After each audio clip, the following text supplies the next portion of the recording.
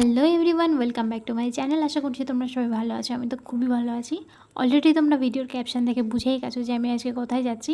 আমি যাচ্ছি আজকে সুন্দরবনে। আর এই সুন্দরবন আমাদের কতটা সুন্দর লাগে সেটা জানার জন্য কিন্তু ভিডিওটাকে একদমই স্কিপ করো না। আমি এদিকে পৌঁছে গেছিলাম সোনাখালী ঘাটে। আর আমরা যে ট্রাভেলার্সের আন্ডারে এসেছিলাম তারাই আমাদের দায়িত্ব নিয়ে ক্যানিং স্টেশন থেকে সোনাখালী ঘাট পর্যন্ত পৌঁছে দিয়েছে। আর এদিকে লঞ্চে উঠতে উঠতে আমাদের দিয়ে দিল ব্রেকফাস্ট। আর ব্রেকফাস্ট কমপ্লিট করতে করতেই দেখছি যে আমাদের এদিকে লঞ্চটাও ছেড়ে দিল। আজকে আমাদের এই যাত্রাপথ শুরু হচ্ছে এই হোগল নদী হয়েই।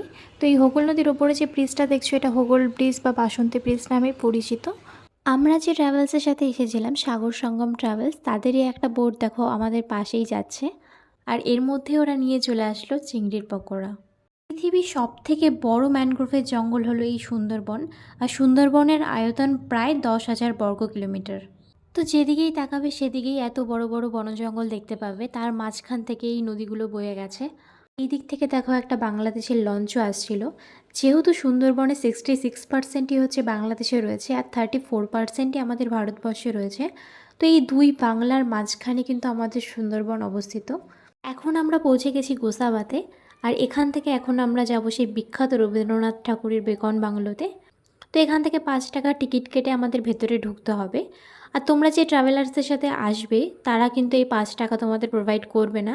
তো এই টাকাটা তোমাদের নিজেদেরকেই দিতে হবে। তোমরা যদি চাও যে ভেতরে তোমরা এন্ট্রি করবে না, সেটাও নাই করতে পারো। এখন এখানে একটা সুন্দর প্রকৃতি উদ্যান গড়ে তুলেছে এখানকার স্থানীয় প্রশাসন দ্বারা। আর এই সেই বেকন বাংলো যেটা পুরোই কাঠের তৈরি আর উপরে টিন দেওয়া আছে। তো আমি তোমাদেরকে ভেতরে গিয়ে দেখাচ্ছি যে এটার ভেতরে কী আছে। তো আমি দেখছিলাম এদিকে সবাই জানলা দিয়েই দেখছিল, কারণ দরজাটা বন্ধ ছিল। তো আমিও এদিক থেকে জানলা দিয়ে দেখার চেষ্টা করছিলাম যে ভেতরে কী আছে। তো ভেতরে আমি দেখলাম যে পুরোই ফাঁকা, কিছুই ছিল না। এটা শুধুমাত্র একটা ঐতিহাসিক চিহ্ন হিসেবেই রয়ে গেছে, আর কিছুই তেমন দেখার মতো নেই। তো পুরো ঘরটা আমি তোমাদের দেখাচ্ছি, দেখো।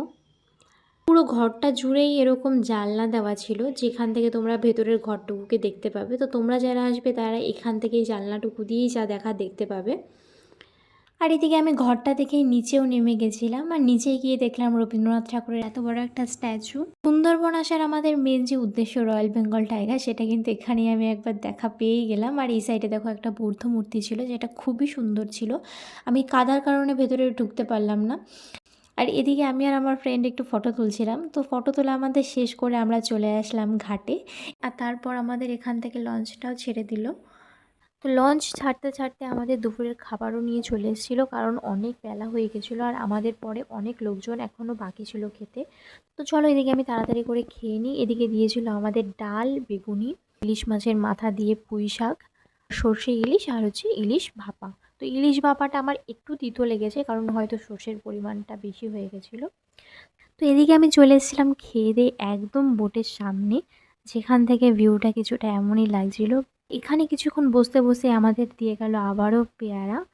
তো আমাদের যাত্রাপথ আজকে এখানেই শেষ হলো। আজকের মতো আর কোথাও ঘোরার জায়গা আমাদের নেই। তো এখান থেকে আমরা এখন পৌঁছে যাব পাখিরালয়ে, যেখানে আমরা পরবর্তী 2 দিন থাকতে চলেছি। তো দেখো এদিকে নেমে আমরা যাচ্ছিলাম আমাদের হোটেলের দিকে। আর আমরা হাঁটছি তো হাঁটছি, রাস্তায় শেষ হচ্ছে না। তো এদিকে আমি আমার ফ্রেন্ডকে বলছিলাম যে আর কতটা যেতে হবে, রাস্তা তো এদিকে শেষই হচ্ছে না। এটা বলতে বলতে দেখলাম ওই দূরে আমাদের হোটেলটা দেখা যাচ্ছে। হোটেলটা তো বাইরে থেকে বেশ দেখতে ভালোই লাগছিল, এখন ভেতরে যাওয়ার পরে বোঝা যাবে যে হোটেলটা কেমন। আর দেখো দুই সাইডে দুটো পুকুর ছিল আর মাঝখান থেকে রাস্তাটা ছিল, তো বেশ ভালো লাগছিল। এখন বাইরে থেকে তো দেখে বোঝা যাবে না যে হোটেলের ভেতরটা কেমন, তো ভেতরে যাওয়ার পরেই বুঝতে পারবো। তো চলো ভেতরে গিয়ে তারপরে দেখি। আর দেখো এখানে আমরা হোটেলের কাছে চলেও এসেছিলাম। তো এখানে সবাই যেই হিসেবে রুম বুক করেছিল তাদেরকে সেই হিসেবে রুমটা দেওয়া হবে, কারোর এসি কারোর নন এসি। তো আমরা এখানে কিছুক্ষণ ওয়েট করব, তারপরে রুমের চাবিটা নিয়ে আমরা চলে যাবো আমাদের রুমে। আমাদের ডবল বেড দিয়েছিল, কারণ আমরা একটা রুমে 4 জন ছিলাম। আর এর মধ্যে আমি ফ্রেশ হয়ে চলেও এসেছিলাম একটু বারান্দাতে। তার মধ্যেই ওরা চিকেন পকোড়া আর কফি দিয়ে গেল। আর এদিকে ঝুমুর নাচটাও শুরু হয়ে গেছিলো। তো আমরা এখানে বসে বসে নাচ দেখছিলাম, কিন্তু নিচে যাওয়ার মতো সত্যি একটু এনার্জি ছিল না সারাদিন পরে। তো আমরা আর নিচে যাইনি, আমরা উপরে বসেই দেখছিলাম। এদিকে ওনারা সবাইকে ডাকছিল একসাথে নাচ করার জন্য, তো আমরা তো আর যাইনি। নিচে যারা ছিল তাদেরকে নিয়েই বেশ মজা করছিল ওনারা।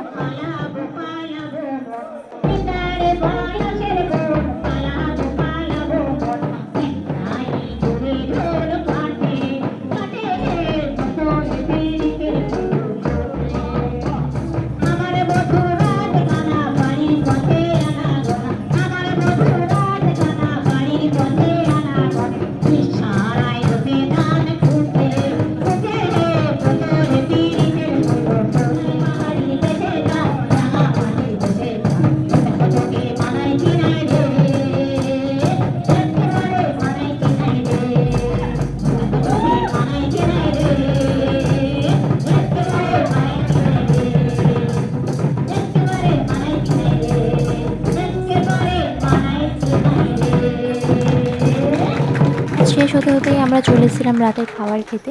আর আমাদের রাতে আজকে ছিল আলু ভাজা, ডাল আর মাটন। তো মাটনের সাইজগুলো খুব যে বেশি বড় ছিল সেটাও না। তো আমি খেয়ে দিয়ে চলে আসলাম ওপরে। তো কালকে আমরা কোথায় কোথায় যাচ্ছি, কী কী করছি সেটা জানার জন্য কিন্তু পরের ভিডিওটা একদমই মিস করো না।